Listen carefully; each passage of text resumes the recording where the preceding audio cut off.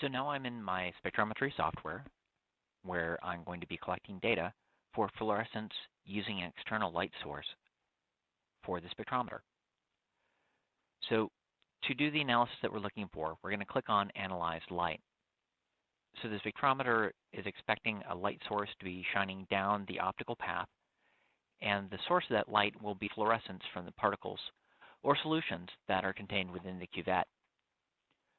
One thing that you're going to want to make sure that you do is to create a reference spectrum that has the plain solution without the fluorescent species in it.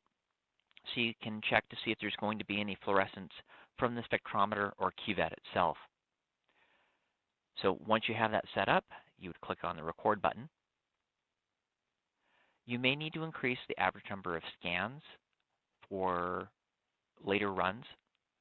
If you're going to need to do that, go ahead and select your standard and increase those number of scans as well, so that the intensity of fluorescence that you're collecting with your dummy sample will be parallel to the amount of fluorescence that you'll get when you've got your sample loaded and you're collecting for similar numbers of runs.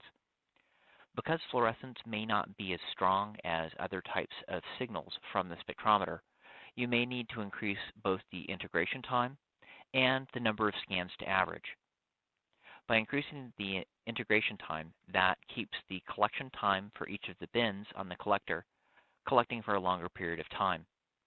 If you do find that you have a peak that has a flat top because it's reached 100% intensity, you may need to decrease the integration time to decrease the number of counts in that channel.